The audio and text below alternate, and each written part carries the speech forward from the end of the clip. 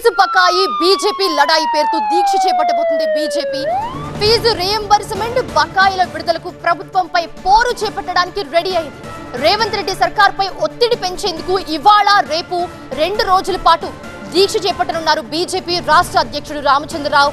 BJP office బయట దీక్షకు పోలీసులు అనుమతి నిరాకరించడంతో ఆఫీస్ లోపలే దీక్ష చేపడతామని ప్రకటించారు రామచంద్రరావు. ఫీజు బకాయి బీజేపీ లడాయి పేరుతో చేపట్టిన ఈ దీక్షలో బీజేపీ ఎంపీలు, ఎమ్మెల్యేలు, ఎమ్మెల్సీలతో పాటు నేతలు కూడా పాల్గొంటారు. బీజేపీ కార్యాలయంలో ఉదయం 10:30 నుంచి సాయంత్రం 4 గంటల వరకు దీక్ష చేపడతామని చెప్తున్నారు నేతలు.